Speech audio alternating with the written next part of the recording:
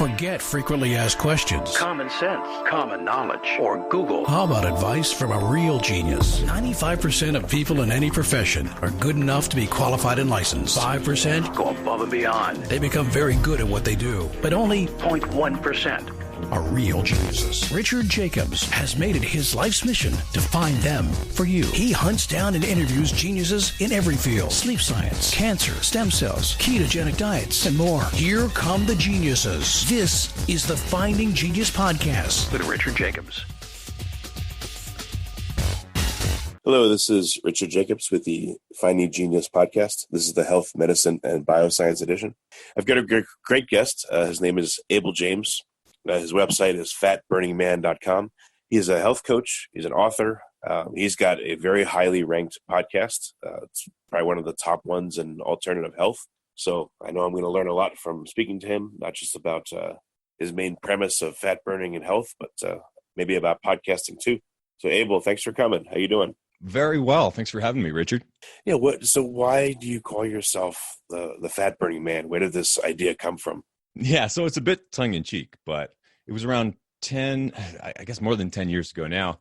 When I was in my early 20s, I was trying so hard to be healthy, following the typical advice from the time. And I grew up, I was an athlete and a runner, and I raced mountain bikes as well. So I was getting my information from traditional Western medicine, from some of the coaches, fitness magazines, and just the general knowledge back then, and knowledge is in air quotes, that you should be carb-loading, fueling with goos and sugars and all these other things, no matter who you are. And eventually, following that advice, I developed high triglycerides. I had thyroid problems as well. It was underactive in my case, and my body temperature wasn't right. I would be sweating all the time, and I was basically in my early 20s, felt like I was in my 40s and looked like I was in my 40s, by trying to be extremely healthy. And it wasn't I'm sorry to hit you that early, but at least, as a quick aside here, I'm thankful for my body telling me louder and louder, don't do that, because it makes it easier. Yes. So I'm in a way, I hope you look at it as a good thing, but continue, please. Yeah, well, in some ways I was the canary in the coal mine. I kind of got sick earlier and fatter earlier than some of my other athletic friends. And when I did some genetic testing later on, I kind of figured out why that might have been. But suffice it to say, I kind of hit rock bottom early. I also, at the same time, lost everything in an apartment fire. So like stress and lack of sleep was layered on top of following the wrong advice. So I hit rock bottom and decided to risk doing the opposite of what my well-meaning, maybe, doctor was telling me. And I indulged in so it's a bit of an oversimplification, but the body has machinery to burn sugar as its main fuel, as most people do today who are eating lots of grains and processed carbs specifically. But the body can also burn fat, and it takes a little while to develop the machinery to do so. And you can do that more quickly using things like intermittent fasting, which I also started around the same time. And so that was an interesting kind of corollary and phenomenon that happened to me. It wasn't until, actually going way back, I remember getting horrible food poisoning, and I just could not eat for days. And it was in coming back from that I realized my hunger was completely different. I don't know if you've ever experienced something like that, but sometimes when you're sick, your intuition starts pointing you in the right direction. Well, I remember as a kid getting sick, and it would be sometimes a couple days, and I don't think I ate much at all besides drinking liquids, and I would lose a few pounds, but I think I probably only had a day or two of maybe thinking differently about eating, and then things would just go back to quote unquote normal. Exactly. So that after that time, I'm just like, what if I don't go back into all of those supposedly runner friendly foods like the cereals, the bagels, the whole wheat. I wasn't eating junk food, I should say. I've always tried to be healthy, and I was eating lots of whole grains and the things that, were largely recommended low-fat foods back then. But then, as I started to eat real butter again, and olive oil and coconut oil and things like that, this is in the late 2009s, early 2010s, I started to feel so much better. And the way that I was thinking felt better. Like I had more energy in my brain and was less dragged down by the lull that you usually get between 2 and 3 in the afternoon, or after that, after your breakfast, or then after your snack. For me, when I was eating 6 or 8 times a day, it was like I'd wake up, I'd eat breakfast, 8 o'clock, say, then I'd want a snack by 10. I'd be really hungry again. And then, couldn't wait for lunch, 12 or 1, could be a couple hours sitting there eating. Then again, snack in the afternoon when you get that lull, and then dinner, and then, maybe dessert or whatever. But the thing is, if you're trying to be healthy and not overeat calories and energy in that circumstance, then for every single one of those meals, at least for me, I was ravenous afterwards. I wanted to keep eating, but I had to cut it off because I knew I shouldn't overeat. So how did, it's kind of funny for myself, I had a gun to the head health moment, which made it much easier for me to change my eating.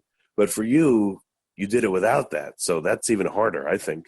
And you thought you were eating healthy, but yet you changed. So how did you do that? Yeah, I'm very fortunate to have been raised by my mom, who's worked in the health profession for her whole career. And she was a nurse practitioner in allopathic medicine, Western medicine, but also an author in herbal medicine and holistic. So she had always taught me that that food is medicine and plants heal.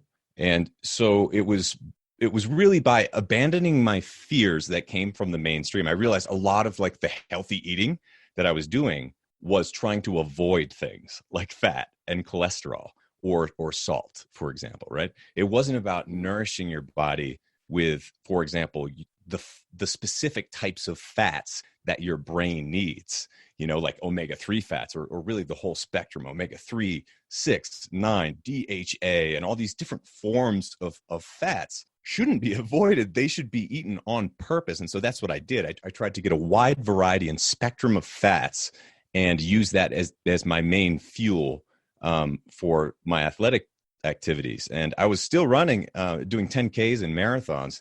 And so I started doing experiments, kind of fueling in different ways and training in different ways to see how my body responded. And it was the opposite of what all the running magazines were telling me, that I should be carb-loading and that I should be sucking down Gatorade because otherwise I would die. It's like, it's so silly when you look at some of this fear-based marketing in retrospect, but it's easy to be fooled at the time. But suffice it to say, once you develop the machinery to fast effectively and burn fat as opposed to glucose all of the time or sugar all of the time, then you have a lot more control over when you're eating, when you're not eating, how much you eat, how long you can fast, and the ability to go, from a few hours to a few days without food is a superpower in this world. And also it should be said too, if you're looking to optimize your immune system, every time you eat, even a relatively insignificant amount of sugar, your immune system takes a hit for hours or even days after the dose.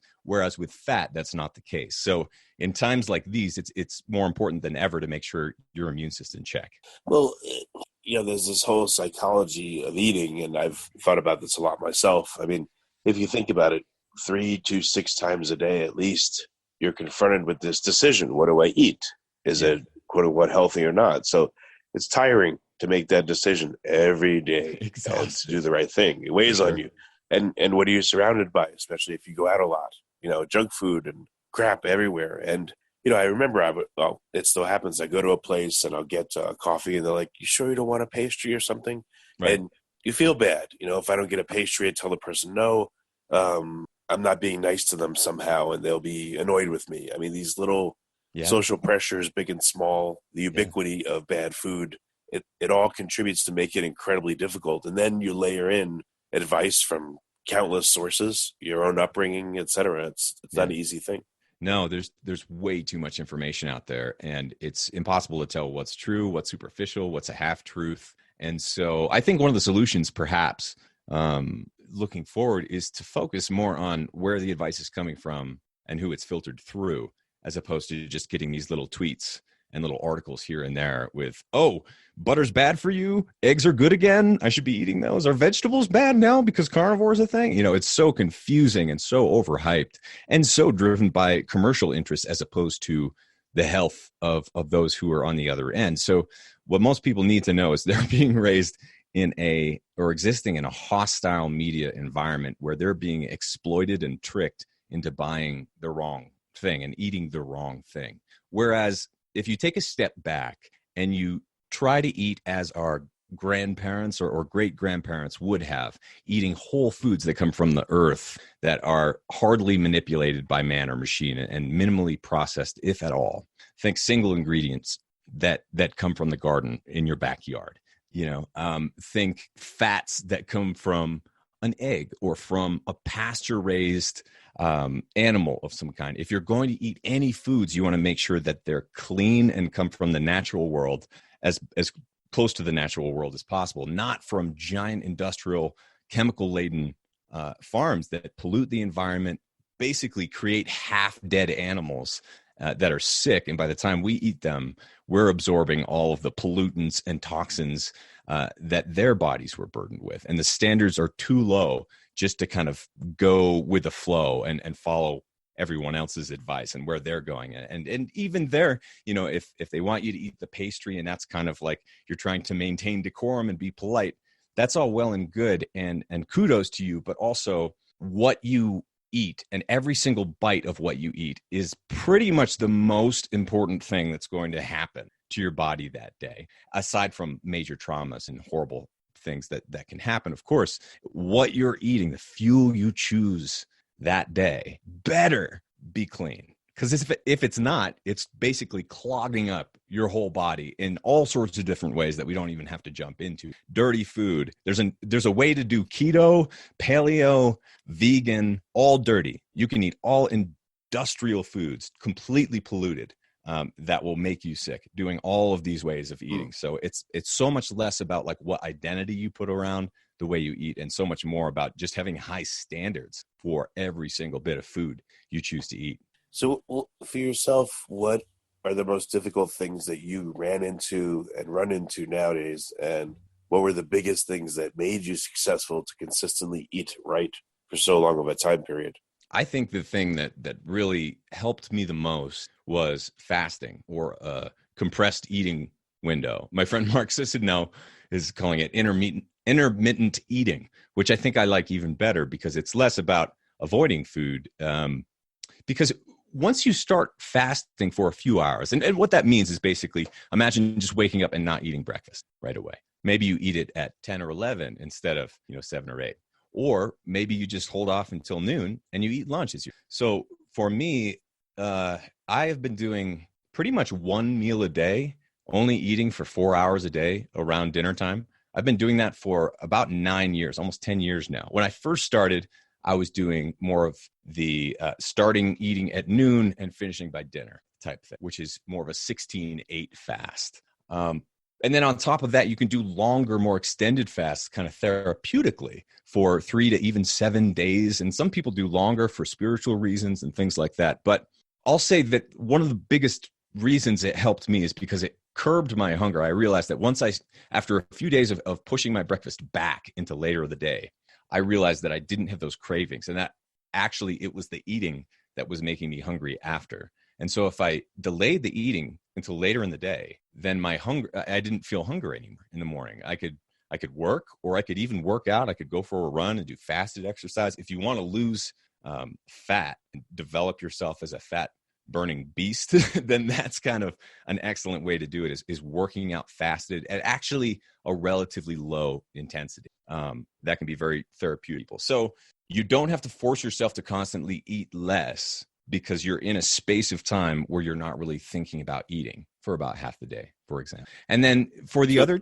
half of the day, in your 4 hour window, or whatever window in which you do eat, were you stuffing yourself, or you were just eating to normal levels? Like, what did you experience at first? Yeah. When I first started this, I was in my 20s and I was training a lot, lifting and running and stuff. And so I do declare I had some pretty epic, The Rock type cheat meals from, I don't know, maybe a year or two I did that in the 20s. But to be honest, that got old really quick.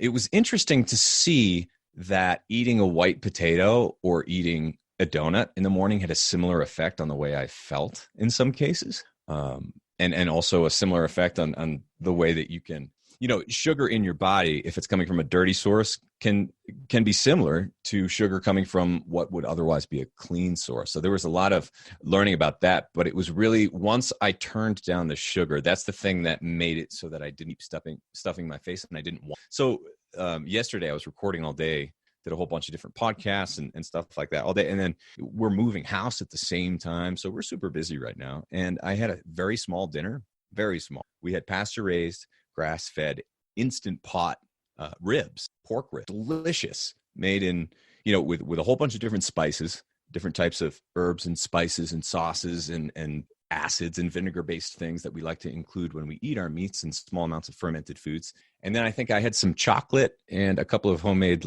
cookies. And that's pretty much what I ate and I had a small tin of oysters at 4 o'clock. And that was it all day. And at first I would have been like, how could you possibly eat that little and still feel so good? But it's not about how much you're eating. It's really about how efficient your body is at using the fuels and the foods that you're eating to transform it into energy.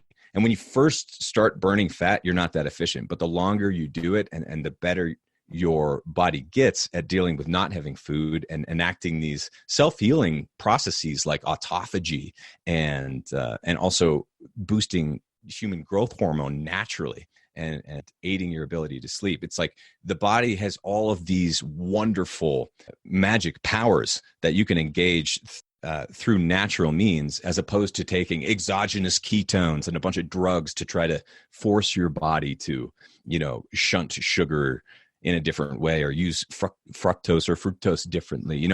There is definitely a great need for advances in science, but I think a lot of people are still looking for a pill, and they don't realize that their body is capable of doing a lot of these things naturally. Well, when coaching clients, when you work with them, just in terms of the eating window, where are they usually at when you first work with them, and where do you get them to? And at what point, would someone need to restrict their eating where they'll actually feel some positive effects? Yeah, everyone's a bit different, but I think it's important to take it one step at a time instead of jumping all in. Unless someone is super committed, like I was on an ABC TV show coaching someone named Kurt Morgan, who was 252 pounds at the beginning, and over half his body weight was pure fat at that point. And so we went long and hard, and he lost 87 pounds in 3.5 months, 14, and cut his body fat in half. So with him, I went fast and hard, and he was up for it. And a lot of that was fasting and just kicking out, like I said, the sugars, the processed carbs, but even the wheat, rice and oats. Some of these carbs can be relatively clean. And if you're training a lot and you want to rebuild glycogen in your muscles and kind of re-top off some of your sugar stores, then that can be okay. And then it's like, I don't avoid all carbs, but I keep them probably within, on any given day, 50 to 100 grams. When I was maxing out, even during my training in my late 20s, it's like I probably wasn't going over 200, and it was probably a lot less than 150 most days and less than 100, definitely for the past decade or so. So for most people, if you ease into that, it's really, if you were having a little snack pack of 100 calories of something that's like chips or carbs, cheese doodle type things, popcorn, that's not filling you up anyway. So you kick out one of those a day. Say you were eating one little 100-calorie snack like that, which is supposed to be healthy because it's only 100 calories or what's in it, right? Especially if they're whole wheat or whatever. Right. So you kick out one of those a day for a week. That's 700 calories. And a pound of fat, 3,000, 3,500 calories or so. And, we're not perfect machines or whatever, but if you just kick out one of those little things or push back your breakfast so you're only eating, 4 or 5 meals a day instead of 5 or 6, that really adds up over time. In the same way that if you lift a kettlebell, 50 pounds, you lift that twice in a day for 7 days straight, and then you do that a whole year, it's thousands and thousands and thousands of pounds that you've lifted by doing something extremely insignificant. So for most of the people I work with, it's more like that, where you start to get your power back by realizing that you don't have to eat all the time. Well, when I've read a bit about intermittent fasting, it seems like there's not much benefit, at least in the scientific literature, until you get to at least, a 16-8 or maybe an 18-6. But what have you seen with clients? Is at least even a 12-hour window a big milestone for them, or just Yeah, and yes, to your point, that's a great point. Is that there are a lot of benefits that kick in at that like 16-hour mark, and more benefits that kick in at 24 hours and sometimes a couple days.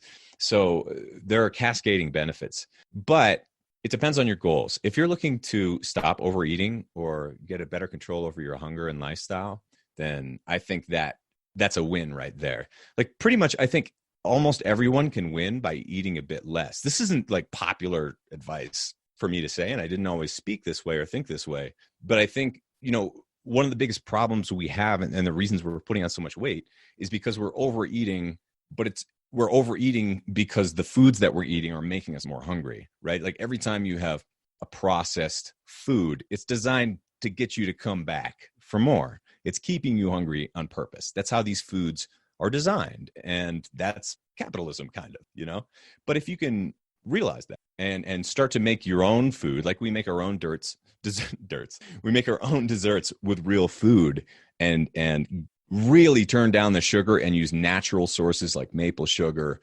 honey, and sometimes a little bit of stevia or monk fruit, but we dramatically turn down the sugar so that you're filling up and the food that you're eating, even if it is a treat, isn't making you more hungry as you're eating it. So when you are filling up on real food, you don't have to constantly fight your hunger and fight your cravings anymore. And there's a dramatic freedom that comes with that, because once you kind of hop off that train, you have half your day back to do something with, where you're not worrying about what am I going to eat for breakfast? Okay, gotta prepare that, make that, clean up after it. Okay, what are we having for lunch? Got to go there, got to order something, got to eat that, got to get that cleaned up, got to go back to work, and then do it all again for dinner and maybe dessert. And, that takes up so much of your life. So I think for a lot of practical reasons, people can simplify by eating these more nutrient dense and filling foods. And that frees up their lifestyle to do more with their life. And they don't have to be constantly addicted to outside exogenous things like various forms of sugar in sodas, in carbs like bread that people use for energy, in these little carb hits of snacks.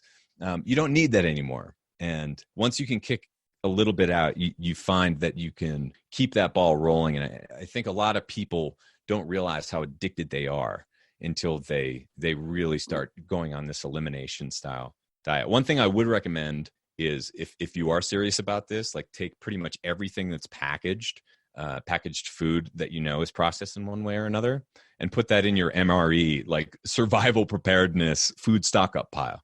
Don't touch it for a while, because that food will keep. It's okay. You don't have to give it away or anything, but do your best to surround yourself with fresh foods from the perimeter of the grocery store that spoil, that are perishable, and eat them primarily. And really try not to stray into those processed shelf-stable foods if you can avoid it.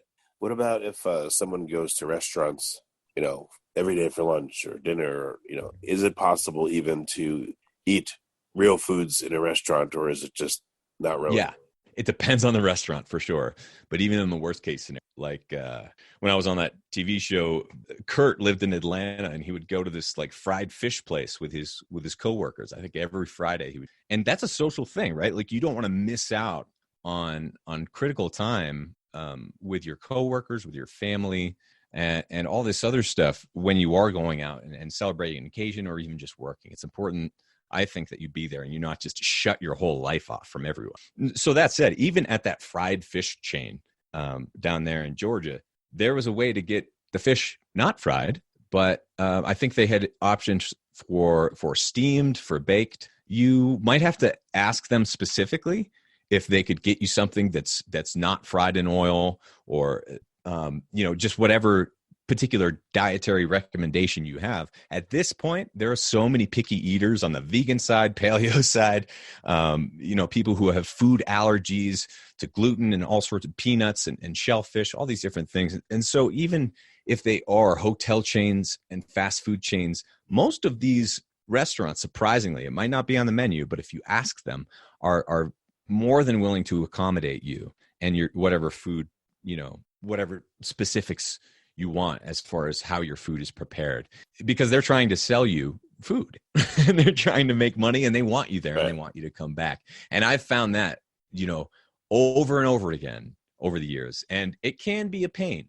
You might have to be the high maintenance one at the table, but there are ways around that too, where you can, go up to the person at the front desk and you're just like, you know what, I have some food sensitivities. Do you mind if I put in a special order, or can I talk to someone? And you don't have to make a big thing about it. And I've been really surprised by how cool restaurants and places where you eat out are about all of that. That's really good. That's excellent. I will say though, the food is more boring that way. Like you're in damage control mode more than you're in, let's have a giant feast and totally enjoy this thing. Because the way that you avoid the bad stuff is at restaurants is really by avoiding their industrial oils and their sauces and salts, which are usually laden with MSG, processed salt, and all sorts of other chemicals and nasty stuff. So you might have to, well, actually, this is a good point. I travel with a tiny little spice pack. It's really convenient. It's like the size of a salt shaker, but it's got six different spices in it. Salt, pepper, garlic powder, onion powder I usually keep in it. And then on the bottom, savory, I do cinnamon and chocolate powder for like coffee. And then we also, travel with our own fats sometimes. So we'll bring olive oil or dressings of our own. And so, yeah, you got to be willing to be the weird one. But also, as you know, when your health is at stake, there's nothing more important. Yeah, a couple of things I noticed. When I was traveling with my family a few years ago, and, we were in the airport like in Amsterdam, and I was just really hungry, so I ordered these. The only thing they had that was, I guess, okay was like, bacon and eggs that I get. So I ordered like 5 of them, piled up all the baguettes, and just ate the eggs and the ham. Nice. I have done that. But it that worked. Sounds familiar. Yeah, sometimes it's more expensive or inconvenient or weird, but you have to assemble these meals from strange constituents. But you got to do what you got to do, It's true. Yeah. And there's nothing wrong with that. And although you're ribbed at first, and I was made fun of a lot, it's those very people who are kind of giving you a hard time at the beginning that start hopping on the train when you getting results. Yeah, definitely. Well, in your journey though, was it just, smooth? You just kept losing weight and getting more and more ripped, or what were the points that you found most difficult? Because I think, it's not easy for a lot of people, and there's a lot of bumps along the way. Absolutely. It's different for everybody. But I can say if you're not used to being in that intermittent fasted or fat burning mode, then a lot of the benefits can come pretty quick, mostly in the form of getting rid of excess water right away. First couple of weeks, where a lot of people notice that all of a sudden their face starts being a little bit more thin, and their joints are less inflamed. And a lot of this is because when you have an excess of sugar stored in your system, it comes with water. And so as you become less reliant on sugar and you stop eating so much of it, your body lets some of that sugar go and let some of that excess water go as well. And so that water weight feels different, because if you're out running, for me, 5-10 pounds, even if it's just water, makes a big difference in the way that you feel. So I actually kind of like training with my carbs down. And as far as it being smooth or not, that can be difficult. That transition for a lot of people, going from riding that carb train to not being on it, all of a sudden it comes with, like, your body's not ready. You have never felt some of these feelings before. They're going to be novel. It's going to feel weird in your stomach, probably. Your muscles and your brain might feel low energy, but that's because of a skill that your body doesn't have yet that you're developing. Some people call this like the keto flu or the low carb flu or whatever, but it's not really a flu as much as your body is just like, oh my God, what am I going to do without sugar? And it's like, oh, I can just burn fat. And once it learns to do that, then it can burn the fat from your legs, from your back. One of the wonderful things about being a human is that we actually store our fat right in the center of gravity, exactly where you would want it. It's perfectly designed. But if we're constantly eating sugar, then it shuts off your ability and your natural skill to access that fat as a store of fuel. So it's truly incredible what some people can do, and how efficient they can get at burning that fat, but it does take a couple of weeks. So I would say give it a good 21, 30 days to get a fair shake of eating this way. And you can start slow, that's fine.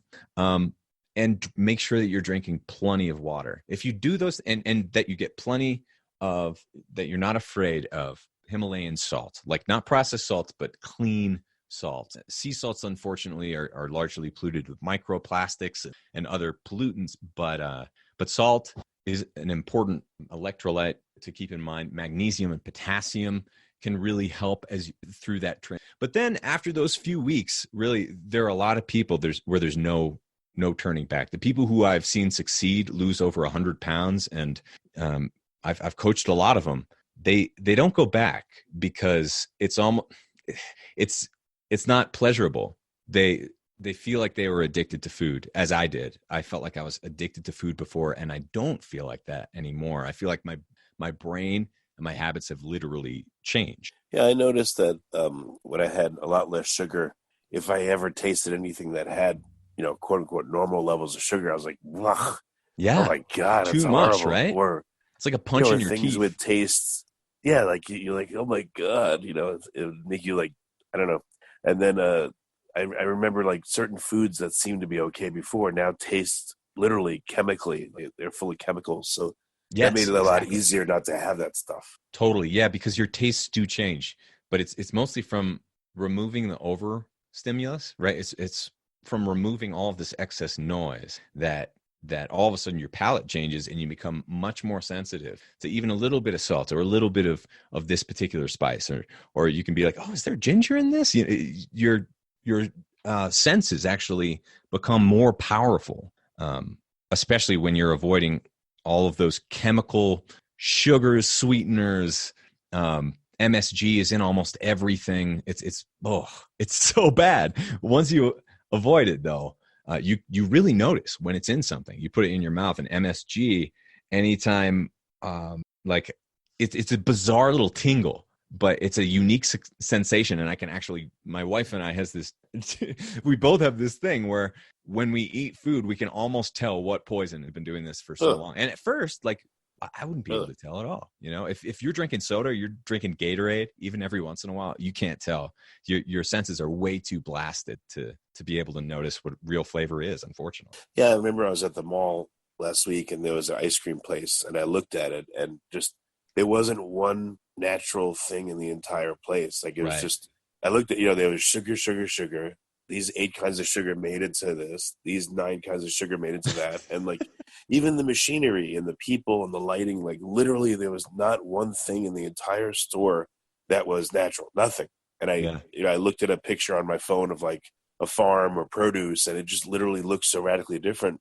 Right. And I didn't even think about that until I sat there and looked at it. And I was like, wow, it looked to me like the Matrix. You know how people were plugged in and they were sucking out nutrients or giving them nutrients. Like this place had, the soda machine and there were boxes of soda with tubes and it looked like the Matrix to me. It was, isn't that weird. Sad? It's so dystopian. It's like, why are those our standards? Why are our kids being raised in this world? We need to demand better than this. Yeah, definitely. So tell me a little bit about your podcast. What's the goal of yours? And tell me about your coaching and your books. Like, where are you headed? You've conquered your own eating, your family's eating. You're helping other people, but like, do you have big goals in mind? I mean, if these are big enough, but like, where are you headed with everything? I appreciate that question. We're so happy to do what we do and be able to help others. That's why we do this. And when we're not able to, or when we unplug for a while, we really miss it. So I do the Fat Burning Man podcast where I interview, as you do, thought leaders, mostly in the world of health, but increasingly pretty much from every walk of life. And we try to figure out this whole thing together because everyone has a different perspective. Everyone has unique skills and abilities and backgrounds. And so I love talking to PhDs, doctors, and then just regular Joes and Janes who have gotten real results. And so the podcast is a great pleasure to do, and it's a video show as well. And I run fatburningman.com as well, which is a blog, and I do some writing there. And then also I'm a musician, and I wrote a book of humor called Designer Babies Still Get Scabies. And that just became a #1 international bestseller. So I'm really excited about getting that out there too, because it's kind of a different kind of project. And then also working with the Tim McGraw Band again, potentially on a few little things, and maybe even a TV show. We'll see. I can't say too much right now, but there's a lot that's going to be coming this year and next, and we're not going anywhere. Maybe you'll turn Burning Man into Fat Burning Man and take over the festival or something. You know? It might be a lost cause at this point from what I've seen. Oh, yeah. That's funny.